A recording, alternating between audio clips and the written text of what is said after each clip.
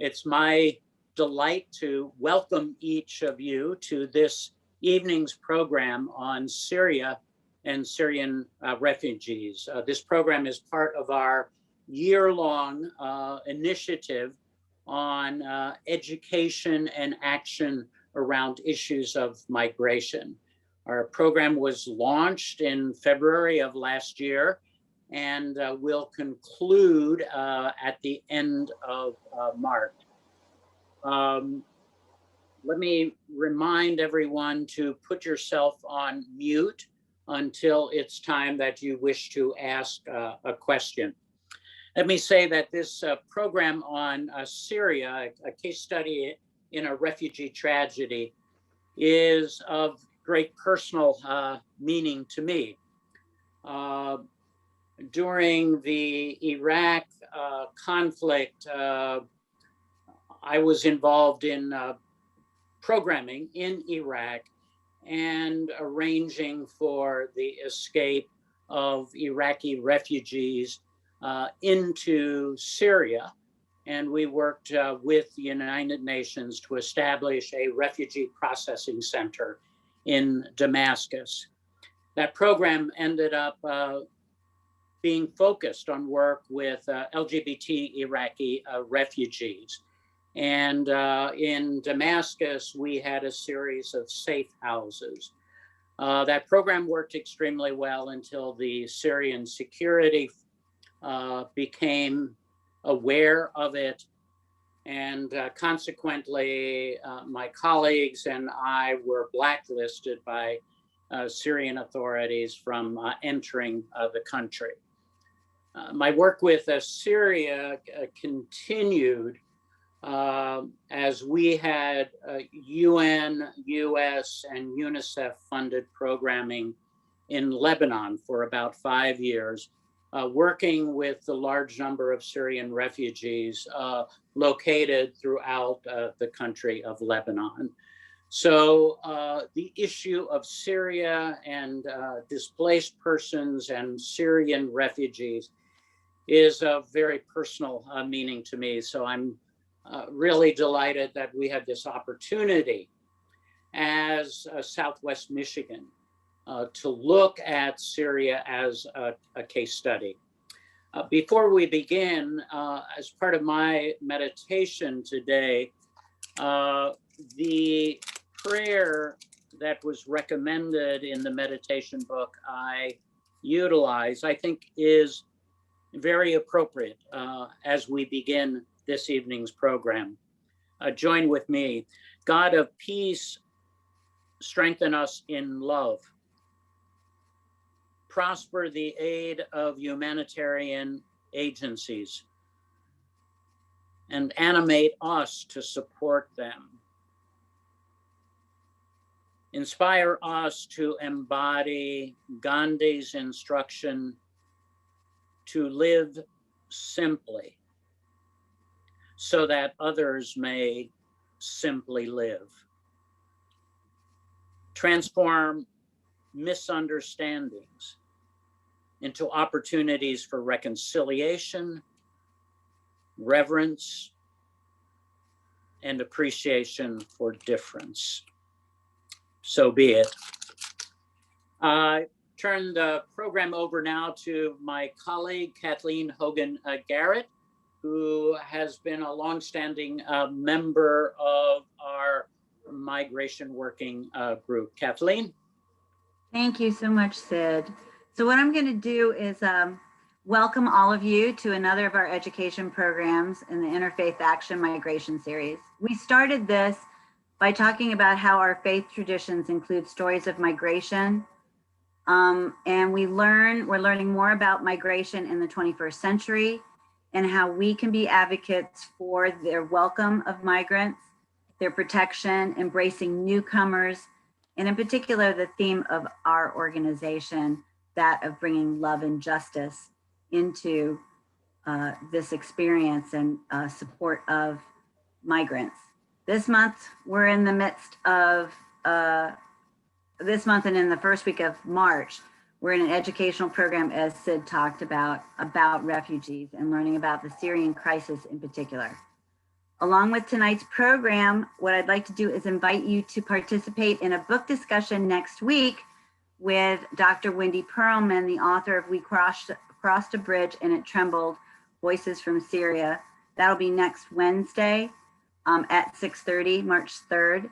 And you can, at the same time, we're also inviting you to take a look at some award-winning documentaries about the crisis in Syria. In particular, I have to recommend to you personally the PBS Frontline production entitled For Sama. What's nice about that production is that you can easily access that for no cost via Frontline, PBS Frontline. And we have some links for that on the Interfaith website in our upcoming event section, both for next week's discussion and also to be able to see those documentaries so you can actually experience more and understand more about what's happened in Syria. So just to kind of do a quick rundown for this evening, we are in this evening's program is going to include 20-minute about 20 or 30 minutes with our guest speaker, who I'm going to introduce really quick shortly. Then we'll open up for questions, and we're going to close with some opportunities for action to support, because we of course are Interfaith Action, and so some action steps to support the Syrian refugees. And we'll end the program 7:30, 45-ish. And so with that, so if you guys can see, Mr. Shadi Martini, that is our speaker for this evening. So see his name and see his face on our gathering for this evening. I'd like to welcome him as our special guest, and he's our featured speaker for this evening. I have spent a lot of time on the Multifaith Alliance for Syrian Refugee website, which I can only recommend to you as a really great way to learn more about this and the Syrian crisis, and actually experience more and interact with people who, Syria, they have a really wonderful Voices of Syria component where you can actually learn more about individuals who've been affected by this and who are refugees and have been affected by the war in Syria. So he, Mr. Shadi Martini, as with so many other victims of the Syrian refugee crisis, he has turned a businessman into a refugee, an activist, and an advocate for greater cooperation across faith and cultural lines. He is now the executive director of the Multifaith Alliance for Syrian Refugees. I'm going to refer to that as MFA, which is the acronym they use. And the MFA is the nation's leading interfaith response to the Syrian crisis. So just a quick story about his experience. In 2011, when the Syrian Assad regime cracked down on those providing aid to anyone suspected of being in opposition to that particular regime, Mr. Martini was the general manager of a hospital in Aleppo, Syria, which is was the largest Syrian city prior to this crisis. He and his comrades worked covertly to provide aid to wounded and ill civilians. Their secret network was discovered in mid-2012, forcing him to flee his country. He immediately started to organize assistance for Syrian refugees, founded the refugee support group based in Bulgaria, served on the Bulgarian Crisis Commission in its work, and it helped aid in the integration of refugees in that nation. That then led him to what is the MFA. He became the director of the Humanitarian Relief and Regional Relations, and he is now the executive director for MFA. He's working hard on their humanitarian aid program, and what he's really doing with us today is bringing awareness to the Syrian crisis so the American public understands what's been happening. It's in our consciousness and we get what's going on, and encourages us, as we are a group of action and activists, to do what we can to help change US immigration policy. So with that, it's a mouthful, Mr. Martini. You have done you are really, I have to say, really inspiring. I don't know how you keep up that smile with all that you've been through. But so thank you very much, and we're looking forward to learning more from you. Well, thank you, Kathleen. Good evening, everyone. Thank you all for being here. Thank you, Kathleen, again for the lovely introduction. And Sid, thank you for the amazing words and prayer that you presented. It's really amazing. So I'm gonna dig in about our presentation today, which is Syria, trying to explain the situation in Syria and explain what happened and the plight of refugees and the effects on the country itself, and talk about the recipient countries and how different countries dealt with it. And at the end, we will go into specific, and Kathleen will help me on that, on specific actions that we can do together to help the plight of Syrian refugees and refugees in general. So first of all, I'm going to go about a map. This is actually a map that of a humanitarian relief that MFA does in Syria and neighboring countries.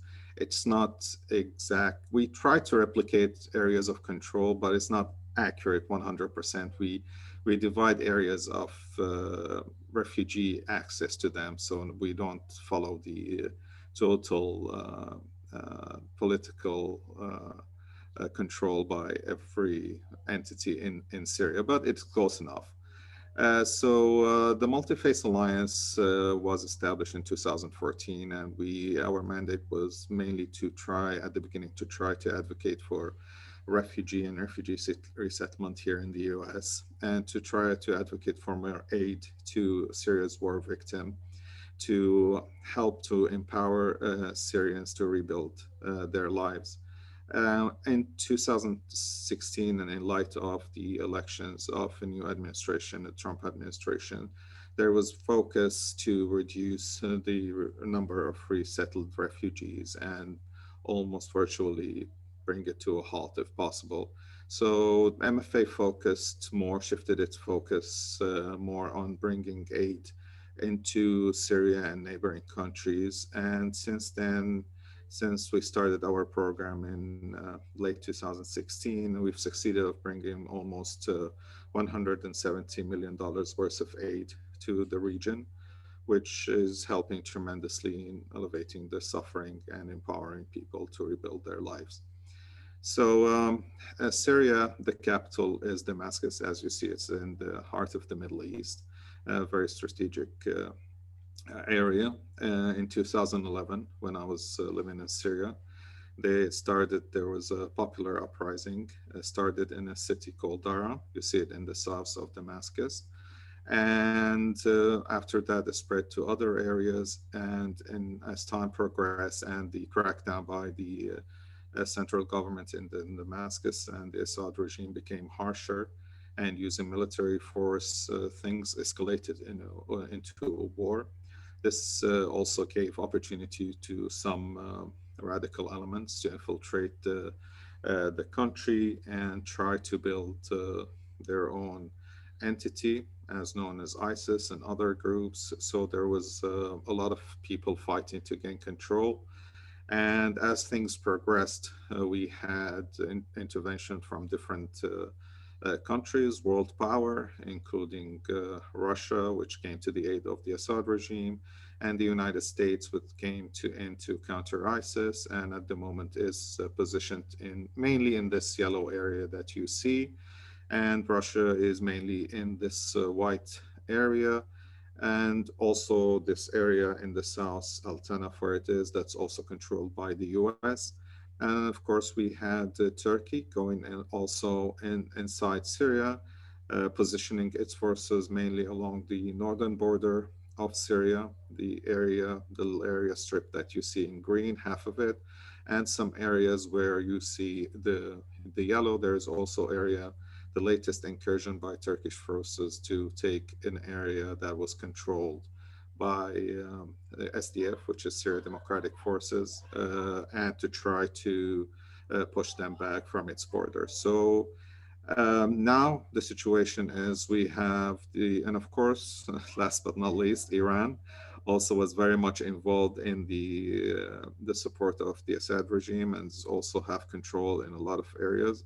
So in reality, we have Russian army, the US army, the Turkish army, the Iranian army, and the Syrian army and opposition forces, and SDF, which is controls most of the yellow that you see.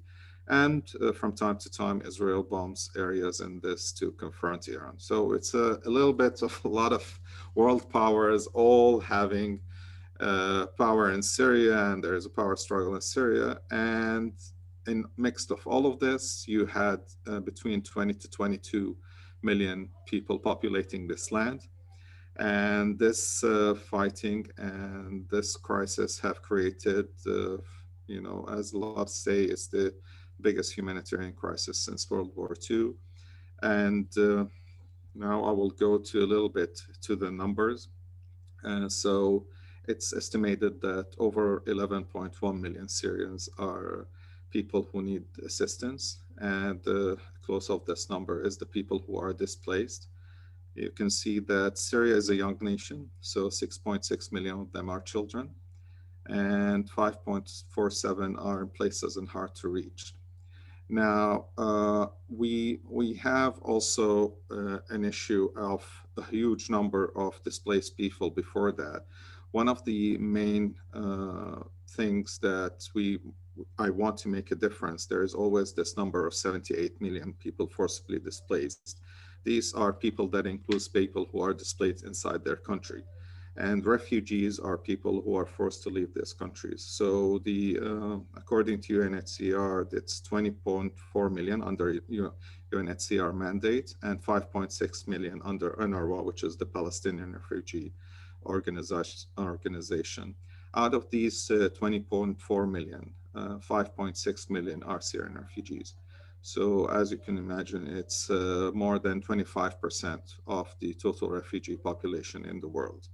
And this figure is important to understand because it will reflect and explain one of our asks at the end of the presentation. So we put some numbers also from other countries because we want to highlight the whole refugee and asylum seeker problem. You can see that one of the major problems that we face in the Southern Hemisphere, specifically in Venezuela, is the Venezuelan crisis, where it produced 3.6 million displaced people. Now, to focus on the Syrian refugee crisis, Syria is considered a small country, not a big country. And a lot of people, when the Syrian crisis happened, a lot of people thought, it's a small country, what could happen? What could it affect? But as we have seen since 2011, the effects of the Syrian crisis were huge. There was increase in terrorist activities because of what happened in Syria. There was an increase of the outflow of refugees to everywhere in the world. This also, there was an increase in anti-immigrant sentiment around the world. And I will talk lately about the fears and how the anxieties did harm the refugee and resettlement and asylum seeker processes. And also we had changes in governments and even in unions. One of the, a lot of people say one of the major reasons for Brexit was the refugee crisis that happened in the year of 2015. Also changes in governments, even here. The election of Donald Trump was one of the parts of the refugee crisis that happened. So there was a lot of major shifts happening from one country that has a population of around 20 million people. As I said, 5.6 million are now registered refugees. The bulk of the Syrian refugees live in Turkey, Lebanon, and Jordan. Approximately about 700,000 live in Jordan. And we have about 1.1 million, 1.2 million live in Lebanon, and the rest lives in Turkey. Now, when we talk about refugees, we don't say it's all in refugee camps. Most of the population are urban refugees. Over 80% of the population are urban refugees, people who go and rent homes and stay somewhere, relatives or someone, close friend or something. So the fewest populations are actually in refugee camps. And most of these refugees have a very hard time. A lot of these countries have very restrictive work permits. Lebanon, for instance, doesn't allow Syrian refugees to work. And the same situation is also before that. They had the Palestinian refugees, but are restricted to a number of professions that they can work. They can't do anything, all of the professions. And in Turkey, there's also there's restrictions. For instance, for every foreign worker you have to employ five Turkish citizens. That make it very hard for a lot of these refugees to find work. So they have to accept lower salaries and harsher working hours. And of course, an aftermath, and we talk about the situation to a country. And this is why we took Syria as an example, because what happens in Syria happens in other countries, unfortunately. We saw school attendance drop 50% since 2001. So almost 2 million out of school. 4 out of every Syrian lives in poverty. And the situation is actually becoming one worse.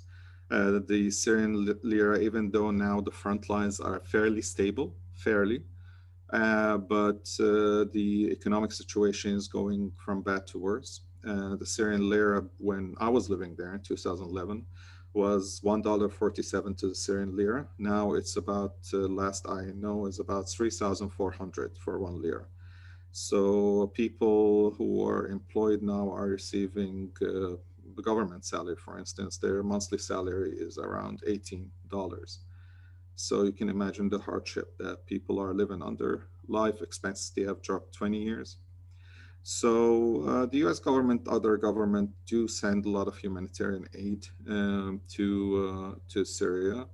But of course, the crisis is such a big one that it's always, it's not enough. And it's all, well, there's always need for more aid. Now, a lot of governments and MFA in particular, we are trying to try to build the communities back, to try to make them sustain their livelihood.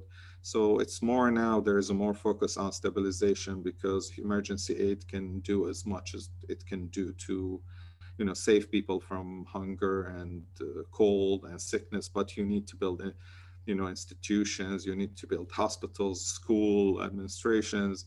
Unfortunately, it was very hard during active war. Because there was a tactic of war from especially the Syrian government to bomb these institutions, to make these areas uninhabitable for its local population. So there was a lot of bombing of hospitals and schools and other facilities that sustain the civilian population. One of the major things that happened in Syria, as long as the conflict prolongs, people feel desperation. A lot of people, especially who have young kids, who are of young age, feel that there is no future for them in the country or neighboring countries. So they will try to get to countries that they feel that they can prosper and they can raise their children. This is when we saw an increase of immigration tendency toward Europe, which is very close geographically. So this is why when I was in Bulgaria, and as I'm a Bulgarian citizen as well as a Syrian and American citizen. So somehow I had these 3 nationalities. So I spoke Bulgarian, and I had family there. So it was closer to Syria. So this is why I was stationed there, and we saw the first tendencies to go across the Bulgarian borders and then into Europe proper. Mainly the aim was Germany and Sweden at that time. And it was very funny why people chose Bulgaria. At that time, Greece was very harsh on immigrants. They will treat them very badly.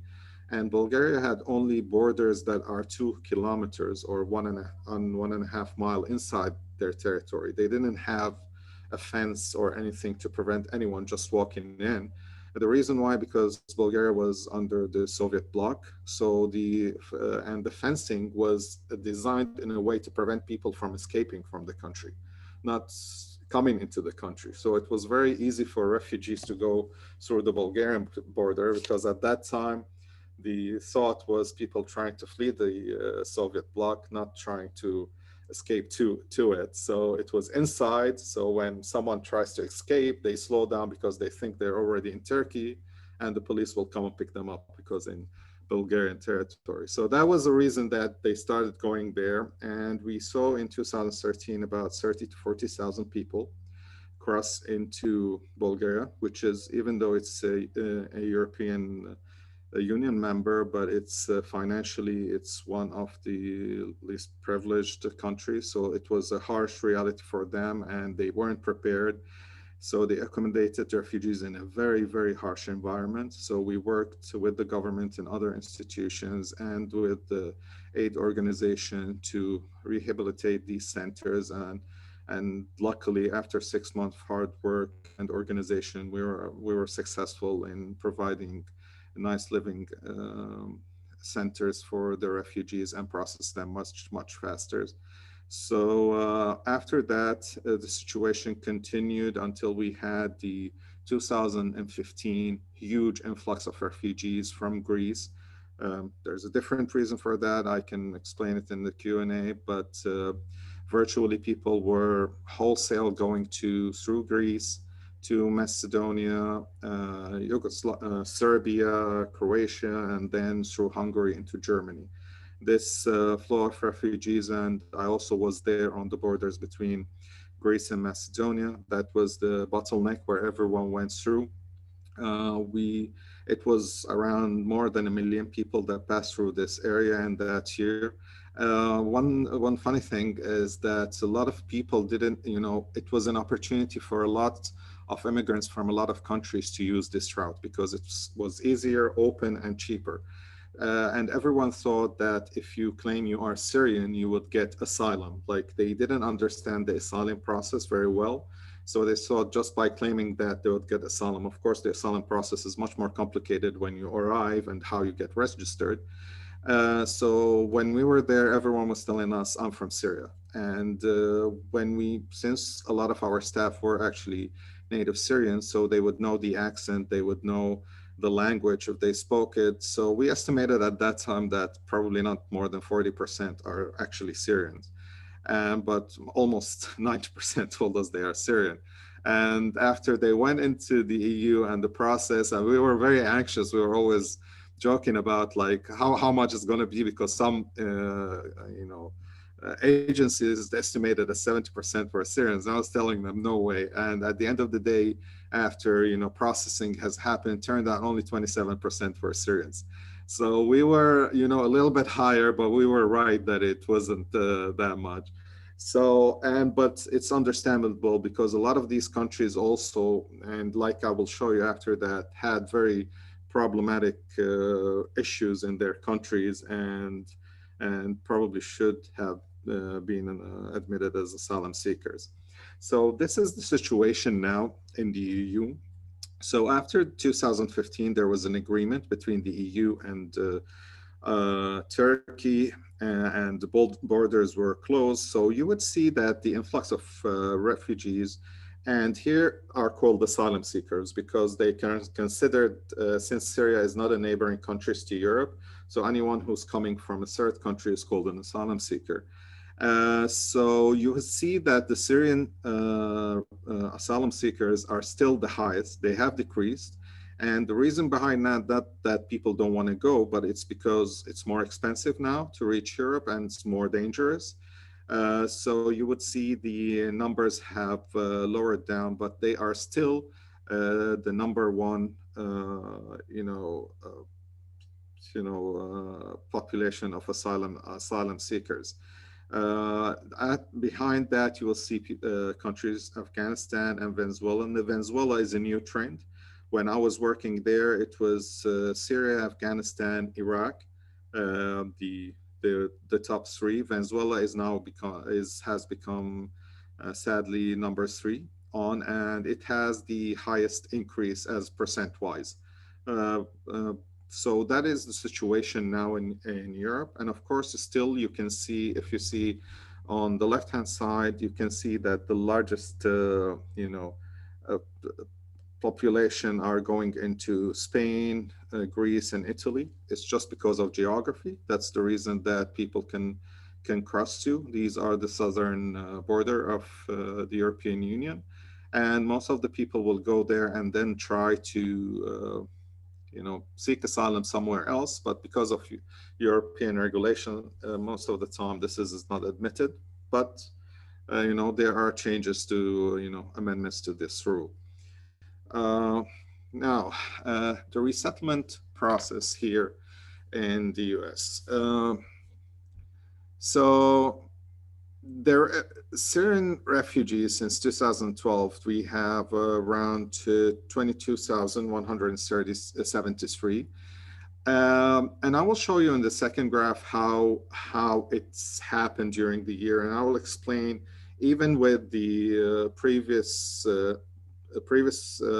Obama administration, we had challenges of bringing a lot of Syrians specifically, as the Obama administration, for instance, had a high threshold for refugees resettlement in the United States, but Syrians specifically were very low numbers. And I can talk about that and how the push to increase the number, which was successful later on. The UK is another example that does resettlement. Specifically, these are number for Syrian, not generally settled refugees. There's 2,559. As you can see, that there is, lack of resettlement in the UK. Probably it's because of political, but these numbers haven't increased recently, but still very low number comparing to other nations like the US or Canada. Canada is a very good example, actually. Canada did a lot specifically for Syrian refugees. They have adopted they have three systems. They had government-assisted refugees, which is similar to our resettlement system here in the US. They had the blended visa office referred refugees, was a special case refugees, that's a low number. And they have privately sponsored refugees where, some organizations or group of individuals can privately sponsor refugees and take care of them and resume the responsibility for them. This added 18,930 people to Canada, and Canada was able to resettle 44,620, and hopefully it's doing more. So Canada is a very nice example of the ability, and if you compare it to the US and with the population of Canada, you can see how big of a difference Canada has been aggressively resettling, specifically Syrian refugees and refugee in general in the last 4 years. Now, this graph, I will explain to you the situation in the US. So this is a year by year Syrian refugees resettled here in the US. So if you notice the first from fiscal year 2012 to 2014, only 172 Syrian refugees were settled in the US. Even though the crisis has been up and running, and even in 2015, it was 1,682. There was a lot of anxiety regarding security and vetting and stuff like that, which hampered and the applications for a lot of Syrians. But after a lot of push, a lot of advocacy on our part and our organization, in the last year of the Obama administration, we had something called the surge, where they admitted 12,587 during fiscal year 2000, and the number you see in 2017 is actually a spillover from that year. So it was a lot of these cases that were processed. Then we saw almost halt in 2018. Then in 2019 there was 631 and 481 until September 2020. So there was some Syrian refugees coming, but it was very low number comparing to the numbers before. Now, the reason resettlement of refugees is very important because average conflicts last 37 years, and internal displacement is 20 series, and average refugee displacement 17 years. So it's a long time, and a lot of people are trying to rebuild their lives, and a lot of them don't see that they can build their life in their country. They are refugees in neighboring countries to Syria or in Syria proper. So finding the best way to come and seek asylum.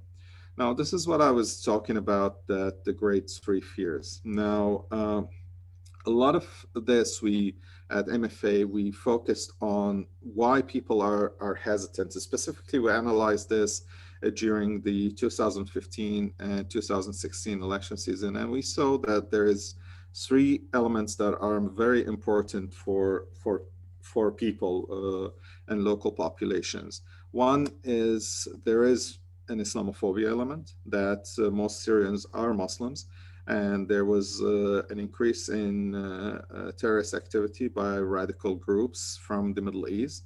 So there was a lot of association between these two things, that Islam is a radical religion, it promotes hate. So if we bring him here, we're just building the next generation. Also the fear of terrorism. A lot of people feared that among the people who are coming here, there's going to be terrorist elements that are going to do terrorist activities in our countries. And unfortunately, both of this were their major focus of fake news and misinformation. A lot of terrorism that, there was a lot of studies showing that people who came through the resettlement process, the probability of them killing American citizens or committing any act is 3.6 billion. So they were one of the safest, probably the safest category of people because of their vetting process that takes almost 2 years. So that was, we tried a lot to put data and studies to show that these two things are wrong, false and wrong, and to show how people of the Islamic faith here in the United States are an integral part of the American fabric. And the third one is economic impact. That was something that some groups try to put fear in people, that refugees and immigrants steal our jobs, takes our jobs, they compete, they lower the value of the job. So this is why if you are not happy and your pay is not rising, these are to blame. And also we try to put a lot of data and rather study to show that this is not correct, and that a lot of immigrants and refugees become, owners of businesses, and actually they employ more people and they affect positively. There is a net positivity after several years of them coming to the United States, where they contribute to the welfare system and everything instead of relying on it. So it is a net positive at the end of the day. And when we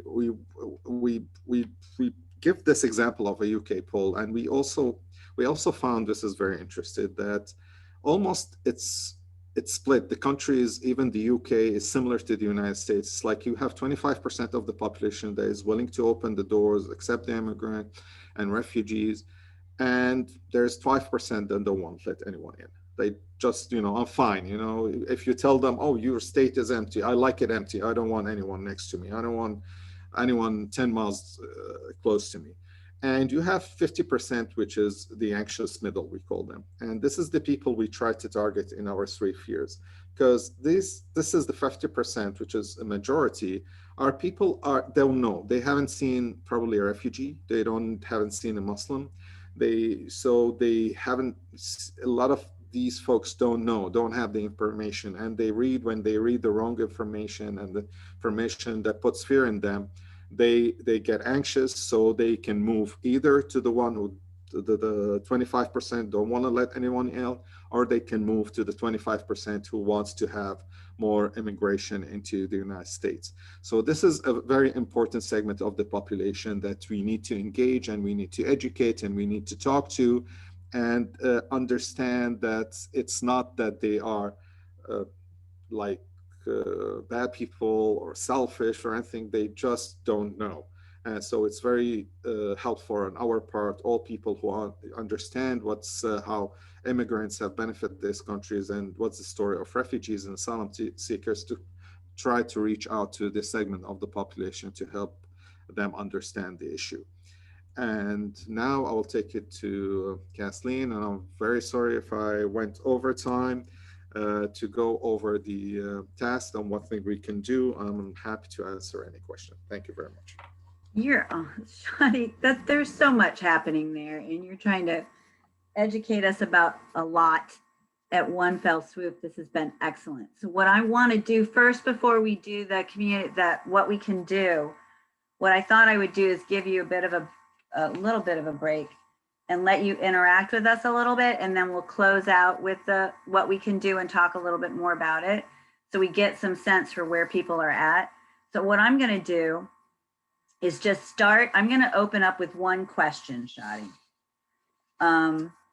And that is that one of the things you haven't been able to get to is about MFA itself. And we're an interfaith action group. You know, we're all about a multi-faith initiatives. And your organization is a multi-faith initiative. And we're in the business, as you are, of bringing peace and justice back to public policy using faith, love, and action.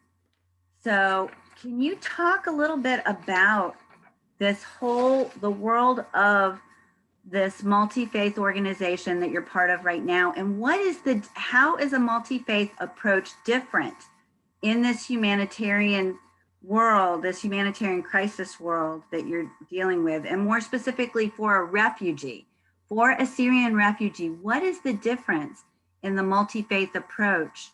So does that kind of takes you a little bit in a different way than what we've been talking, but I really think what you're doing fits our hearts. And so we want to understand a little bit more about how that works in this crisis.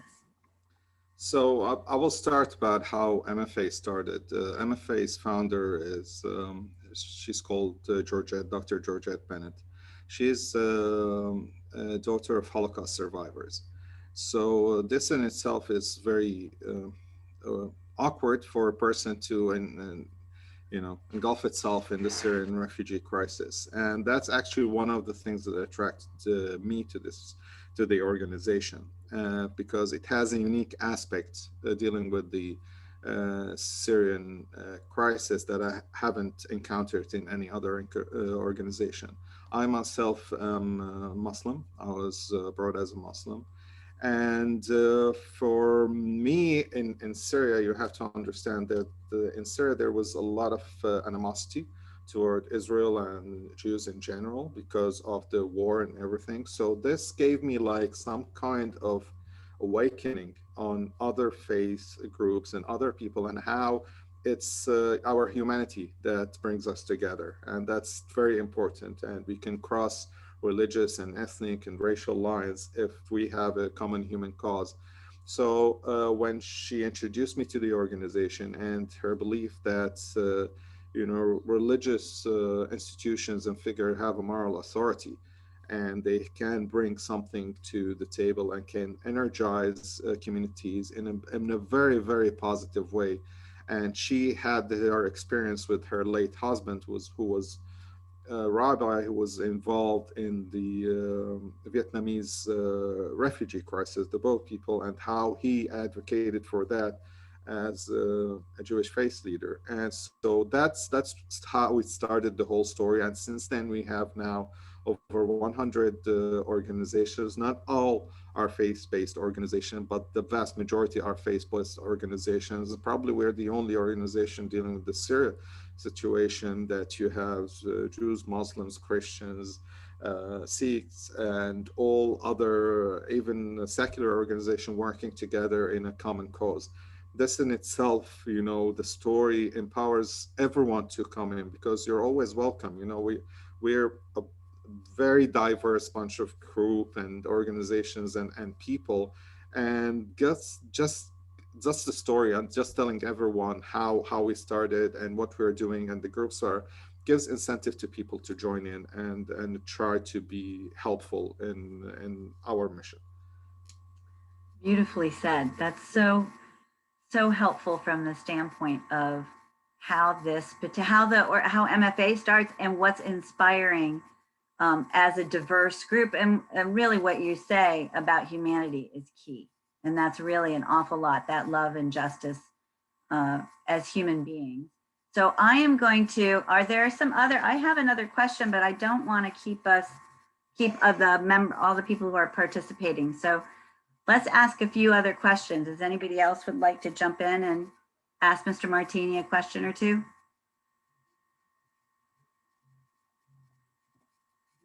Okay, no questions. I always have questions, Shadi. So here's my other question for you.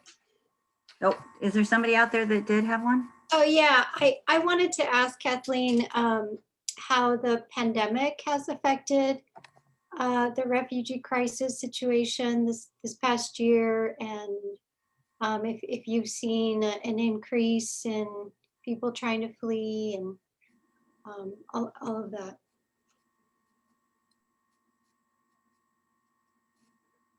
Oh, Shadi, you're muted.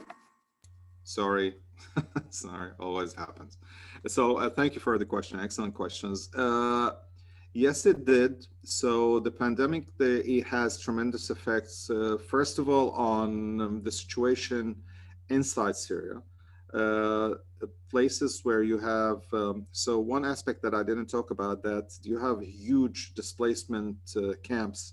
For instance, in northern Syria, you have 1.1 million people living in tent camps or makeshift cities, and these folks have no means of social distancing or having PPEs. You know, for our organization, we try to send as much as possible, but as you remember, even here in the United States, you had very limited resources with PPEs early on. So it was very, very hard to protect themselves. So the virus has affected a lot of people. Sadly, we've lost a lot of people because it was spreading wildly. And of course, that also affected on the economic situation.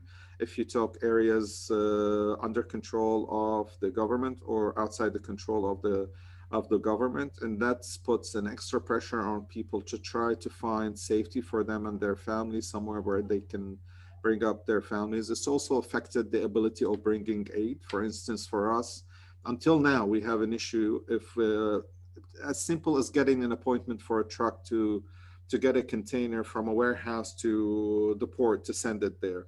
Before we would get it in 2 days. Now sometimes we'll have to wait 2 weeks, 3 weeks. There's not enough truckers. Times, distribution, there was border closures. For instance, we had to deal with closures for cancer treatment for a lot of people. They used to go, for instance, for Turkey. Turkey closed its border. So we had to somehow try to bring more cancer medication to them. There was a lot of complications that affected the lives of people living in this area and put extra pressure on people to try to seek safety somewhere else. Do we have any other questions out there? I have a couple of questions. Thank you, Naveen. Of course. So I understand that in parts of Syria is under the control of the Kurds who are backed by the US. Does that help you at all, having US, sort of the area or haven where the US is in control through the Kurds for your work? That's one question. So answer that first, please. So, not really, to tell you the truth. You know, the US presence make the area a little bit, stable, having the US present. The problem with this area is access, actually. There is a lot of problems in getting to this area because you have SDF, Syria Democratic Forces, mainly controlled by, as you said, the Kurds, but is in conflict with Turkey. So Turkey all the border crossings between these two areas are closed. So For us as an organization, a humanitarian organization, we try to stay away from this political conflict, but at the same time, we have two ways to get to this area, and either goes through southern Iraq, which is virtually impossible. We tried it, we had a container to throw out because regulations are very hard. The other one is to go through northern Iraq, which is called KRI, Kurdistan region of Iraq. But that means that we have to go over probably 1,800 miles and then go back into Syria. That increased the expenses tremendously. And also going into northern Iraq means that you are, even though it's an autonomy, but it's still Iraq. So you have to abide by regulations of Iraqi customs and everything, which makes it very tricky, very long. And then you have, and now you had another issue, which there was a Turkish incursion, which led to also to the Syrian regime and the Russian forces going in. So you have these complications of several forces in one area. So in general, yes, having the US there is a positive, but it's very hard to access. We tried to work with the US military back like 3 years ago, like to try to use, they have programs, the US military has programs to bring aid into conflict zone. But when we went into the details, it was almost impossible. One of program, they will bring it only to their closest base, which is in Iraq. They don't recognize their bases in Syria. The other one, we have to wait for a priority. So they told us, you might give us something, but it might wait 6-7 months until we transport it because we have priorities. So if you have aid, you can't do it. So the only way is to do it ourselves. And once we started doing it ourselves, we had these complications in access, but still we are doing that. And we actually are about to open an office in this area and, do some projects in, we call it Northeast Syria, which is because of the US troops being there, might be a very stable entity on the long term. Okay, if I can do another question, please. We're an interfaith group, you're from a multi-faith group, and Syria is very rich in faiths and religions and ethnicities. Could you just give us a quick summary of, I don't know if everybody knows that we mentioned Kurds, you said Muslims, but it's not just Muslims, it's a lot of sects in that, etc. Could you just give us in a nutshell, how many ethnicities or faiths there are? So I might be wrong with the numbers, but it's something in the 30s that you have, like between, you have major religions and you have then sects in them, and you have ethnicities. So of course you have the major two ethnicities are the Arabs and the Kurds. The majority are Arabs. The Kurds are a sustainable minority. Kurds are mainly in North and Northeast Syria. We have in the Muslim sects, you have the biggest sect of, and there is a crossover. For instance, sect Muslims, most of Kurds are Muslims Sunni considered, but also they are divided by other sects. The same with the Arabs. You have the Sunni majority, Arab Sunni majority are the biggest sects and religion. Then you have Arabs who are Christians, and Christianity is also divided among ethnicities and religions. It's very complicated. For instance, the Armenians who are immigrated during the Armenian massacre back in 1915 are like, Armenians usually are Orthodox, or as they call it in Eastern Europe, Slava. They are, but in Syria, you find Armenians who are Catholics, you are Armenians who are evangelicals, and the same thing with Syrian Arab Christians. You find Catholics, you find evangelicals, you find Protestants, you find, of course, the biggest, the traditional is Orthodox, and you have Assyrian Christians, which is considered also a different ethnicity. And you have Yazidis and the Kurdish, mainly Kurdish, who are, their own religion. That's, and you have also the Alawites. It's considered a part of Shia Islam, but it's also a little bit different. So the Syrians, Alawites, are not exactly like the Shia of Iran, and they're not like the Alawi of Turkey. They are a little bit different. And you have a Shia, but it's a tiny minority. It's not a big minority because it's considered different. You have the Ismailites, who are also an offshoot of, or a part of the Shia community, but also a different sect. So I hope I didn't confuse Quite you a the lot. crucible of religions, really, and ethnicities. Yes, but it's a rich. large mix of ethnicities and religions, and we actually work with a lot of them, especially in Northeast Syria. There is also a very diverse mix of religious and ethnicities. Thank you. Shah, I really think Naveen always brings in the kind of excellent question that helps us hone in on the fact that we are, you know, we're talking about, Shadi's trying to help us understand more about what is clearly a super complex situation, a complex nation with history and interactions and ethnicities and cultures just like our own.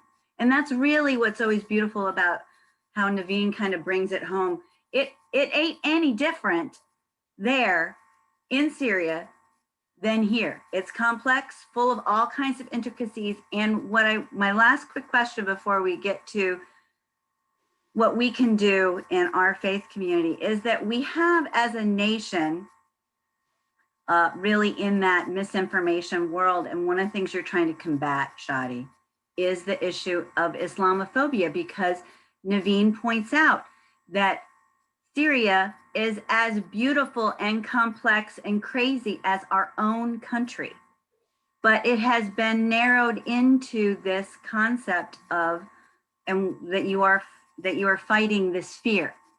Because of course it's way easier to take something that's so complex, so dynamic, so beautiful, and so, you know, sad at the same time, like our own nation, into one fearful thing. Is the whole issue of Islamophobia. You're a Muslim, so how are you, how is MFA trying to combat that?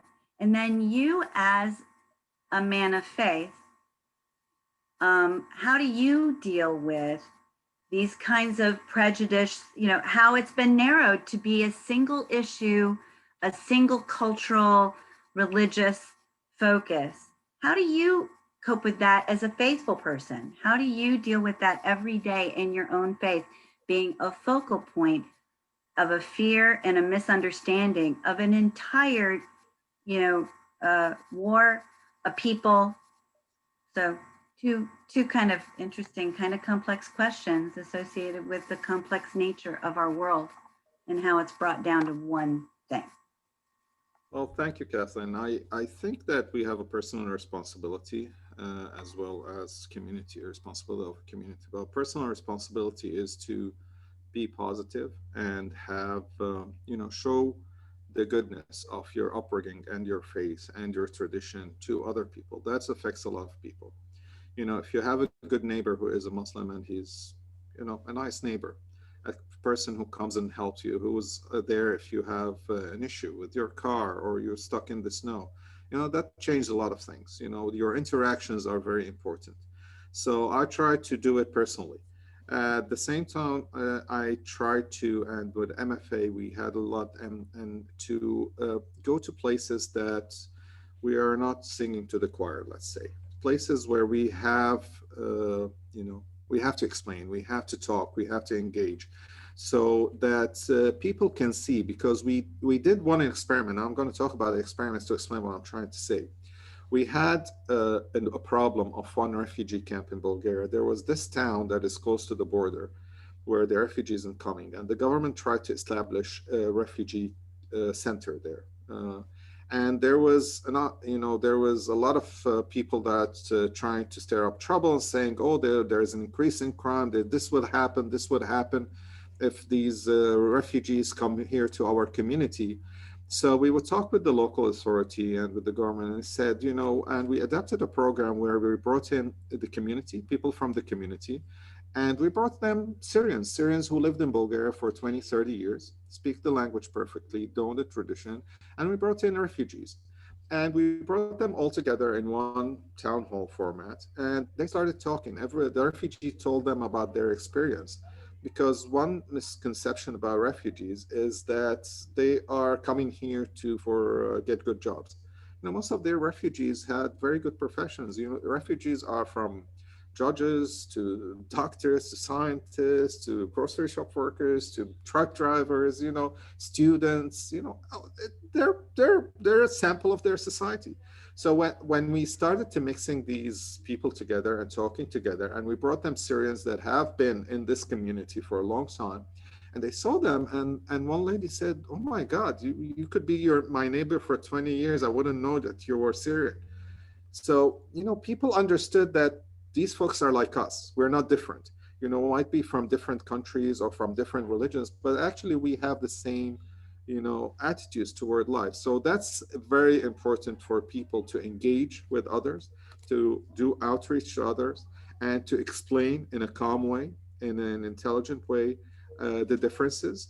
And how everyone, you know, Syria is a country that, you know, everyone is always, and this is a very nice thing from Naveen to ask about the religion and sex. If Syrians were crazy fanatics, you know, there will be one religion.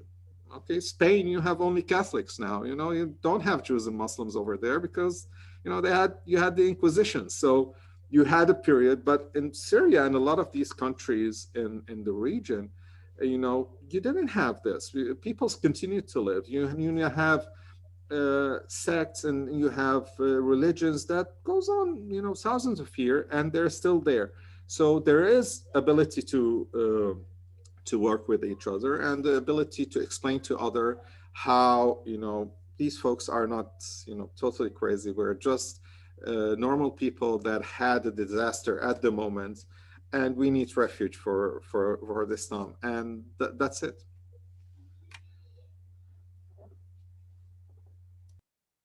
Beautifully said, Shadi. Thank you. Let's move on to some of the things that you've provided to us that we can take and act on. And so what I'm going to do is ask you to I'm going to hit the high point and then ask you if you want to expand on it at all or move forward. So just jump in whenever you want, Shadi, and go, hey, this is what this is about. So there's about 6 points here that he's given us as actions that we can take ourselves as individuals, as well as consider as our organization.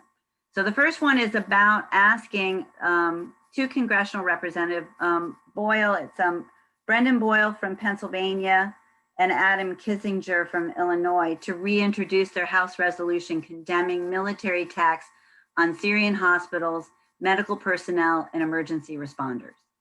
Well, the reason behind that because, like I mentioned in my presentation, attacks on these facilities are forcing more refugees and more displacement.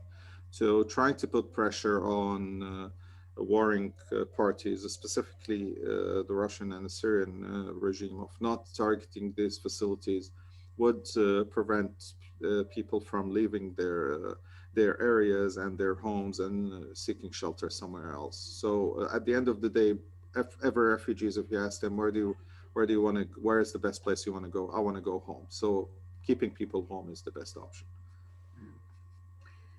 Number two, when the Biden administration announces that it will permit 125,000 refugees to seek resettlement in the US, ask that 25% of that number, some 31,250, be Syrian refugees who were cut off from US resettlement for the past 4 years. Yes, the reason behind that is, like I mentioned, Syrian refugees are almost 25% of this refugee population in the world. So, and since they have been, they had very, very low numbers, as I mentioned, from 2012.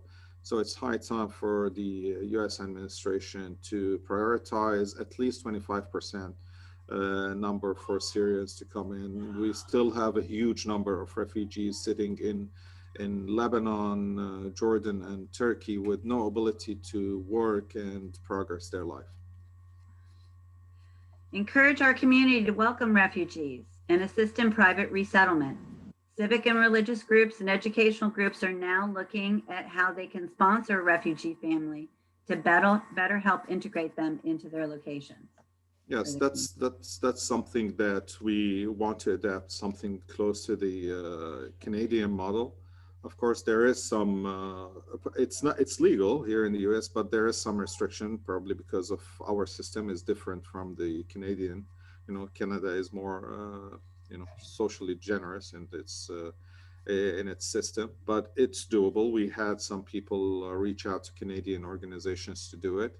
So we would love if we encourage also to open this avenue, but not to be used to lower the number of refugees admitted by the government, because some governments are tricky and they said, okay, we'll lower here, we'll give there. No, this is in addition, if it's possible. Encourage the Biden administration to properly staff and fully fund the U.S. Citizenship and Immigration Refugee Corps and the Asylum Division and address any backlogs. That's pretty, what is that, Shadi? Well, there is a lot of files that are sitting there, and there is a lot of, at one point there was a problem with the UNHCR having enough files sending for resettlements. Now we're having the opposite. There's a lot of people, but are sitting there because, the US have, lowered the numbers. And also there is mechanism and every administration can use to slow the process down, to even when without saying, oh, we're lowering the number of the refugees resettlement to 18,000, 16,000. There are administrative way they can make the process go very, very slow, so it would admit less. So one of them is staffing and all these things. And we have to understand that the previous administration did a lot of these tricks to lower the number of refugees being resettled into the US. That is much clearer. Now I understand what you're saying. Ask legislatures to provide stable, multi-year funding for national and local resettlement agencies to expand capacity and invest in full staffing. You have to imagine most of the resettlement organizations had to accept, let's say, 85,000 refugees. So they had staff for it, they have the infrastructure. All of a sudden it's lowered to 16,000. So, why do you need these folks? So they're out of work and they probably found somewhere else to work. These are experienced people who used to work in this program. All of a sudden they're not there. So we need to rebuild the system. Even, if we're bringing refugees, as the Biden administration said, 125,000, you need people to help in this process. And this need investment, unfortunately, because we had this period where a lot of these organizations had to release a lot of their employees and close a lot of their offices. Finally, ask your senators or your House representatives to extend Section 8 rental assistance to refugees to ensure safer and more affordable housing and resettlement. Yes, one of the biggest issues is housing for refugees. And it's, refugees here in the US receive very little assistance comparing to other countries, for instance, Canada, or let's say Europe, Germany, for instance, a much more better system in helping asylum seeker resettle. But at least extending this will help them, during this period, specifically with COVID. It would help refugees a lot. Shadi, you've been on the hot seat the whole time and you are really amazing. We've learned so much about this. I do want to kind of throw it back to Sid for just a moment because he always has a big picture perspective before I close this out. You've been very generous with your time and there's so much happening and so much to be done, really.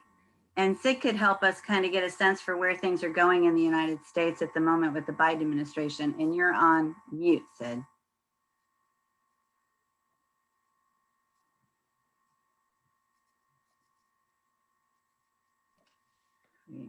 Thank you, Kathleen and Shadi. This has been a very engaging, inspiring discussion. And what is left with us is the action component. Let me say that our Common Home Working Committee, which works on issues of migration, will be taking a look at these action recommendations.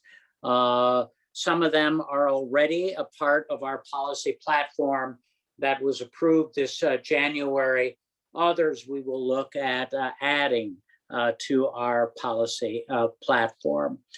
I